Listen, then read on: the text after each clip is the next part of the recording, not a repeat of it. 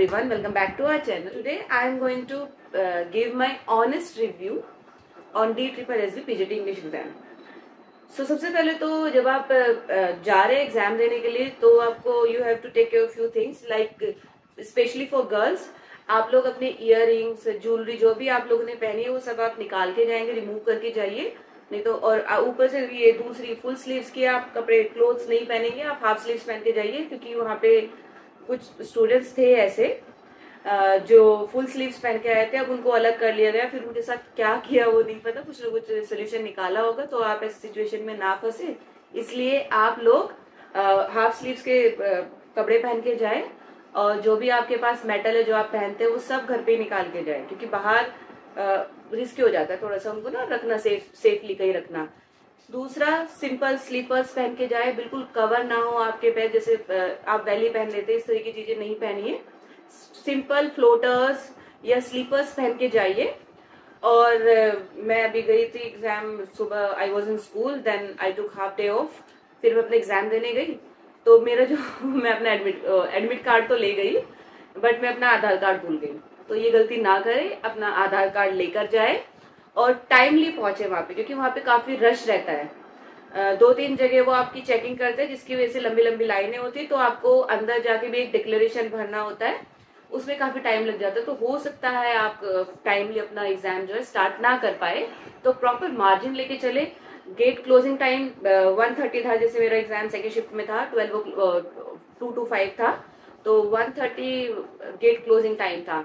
But आप कोशिश करें कि आप उसका वेट ना करें 1:15, लाइक 45 मिनट्स का तो आप मार्जिन लेके चले क्योंकि अंदर आपके सिर्फ चेकिंग में लग जाएगा आधा घंटा. क्योंकि अंदर पता मैनेजमेंट ही अच्छा नहीं है उनका, अजीब सा मैनेजमेंट है. मतलब इतने ज्यादा बच्चे होने के बाद, स्टूडेंट्स होने के बाद भी प्रॉपर मैनेजमेंट नहीं है वहां पर. तो आप लोग टाइम लेके जाए और अपने सारे ही चीजें लेकर जाए, जैसे एडमिट कार्ड, आधार कार्ड, अपने सारे जो ज्वेलरी है वो निकाल के जाए, रिंग्स वगैरह सब निकाल के जाए. ठीक है, स्पेशली फॉर मैरिड लेडीज. और एंड देन आप बैंगल्स पहन सकते हैं, बैंगल्स में कोई इश्यू नहीं है, बस मेटल की कोई चीज ना हो. इवन क्लेचर्स भी आप नहीं लगा के जाए, सिंपल रबर लगा के जाए क्योंकि रबर बैंड लगाएंगे तो वो कुछ नहीं करे बट वो क्लेचर्स निकाल के डाले और फिर आपको बड़ा इनकन्वीनियंस होगा क्योंकि वो आपके जो हेयर्स है वो टाई नहीं होंगे, वो इनकन्वीनियंस हो जाता है एग्जाम टाइम पे. तो आप इन सब चीजों का ध्यान रखेंगे एग्जाम के लिए अगर आप जा रहे हैं. दूसरा, अब आ जाती है, तो हो गया हमारा दूसरे वाला पार्ट. अब आ जाते हैं जो एग्जाम का लेवल था उसके ऊपर बात कर लेते हैं. एग्जाम वाज बिग डिफिकल्ट, मैं आपको बोलूं. उसमें जो पार्ट 1 था आपका, पार्ट ए, जिसमें रीजनिंग वाला सेक्शन था, मेरा रीजनिंग हमेशा से बहुत अच्छा रहा है और मेरे जो 20 मार्क्स का होता है तो 20 में से 20 ही आते हैं. बट ये जो पेपर था मतलब काफी अच्छे लेवल का सेट किया हुआ था. कुछ क्वेश्चंस थे जो बहुत ही इजी थे, बहुत ही इजी क्वेश्चंस थे कि 2-4 सेकंड में हो गए. बट बहुत सारे क्वेश्चंस ऐसे जो ट्रिकी थे. जैसे मेरा पहले ही जो क्वेश्चन फंसा वो ऐसा था जिसमें मुझे 5 मिनट लग गए. मैंने उसको देख के करी करूं ना करूं, बट मुझे ये था कि नहीं यार, ये तो तेरा स्ट्रॉन्ग पार्ट है तो तुझे करना ही है. बट वो पहला क्वेश्चन थोड़ा डिफिकल्ट था, फिर 2-3 क्वेश्चन जो आए वो इजी थे, बट फिर थोड़ा ट्रिकी आ गया. तो रीजनिंग का लेवल अच्छा था. दूसरा, मैथ्स का जो लेवल था वो भी काफी अच्छा था. मैथ्स में भी जो क्वेश्चन है लेंथी आए थे, कैलकुलेटिव क्वेश्चंस थे. GK was bit easy. मैं कहूंगी मैं पढ़ के नहीं गई थी, बिल्कुल भी मैं जीके नहीं पढ़ के गई थी, फिर भी मैंने अटेम्प्ट कर लिए, 7 to 8 क्वेश्चंस मैंने अटेम्प्ट कर लिए. Then English was easy and Hindi was also very easy. But that reasoning and maths portion, maths part was quite difficult. तो आप लोग प्रिपेयर होके जाए, मेंटली प्रिपेयर होके जाए. पेपर अच्छा दे रही है, DSSB भी सरप्राइज मिलेगा आपको. Then come to second part, जो DSSB PGT इंग्लिश का देके आई हूँ एग्जाम. तो सेकेंड जो पार्ट था वो ट्रेडिशनल नहीं था बिल्कुल भी, जैसा अभी तक आता रहा है. प्रीवियस क्वेश्चंस बिल्कुल भी यूजफुल नहीं थे.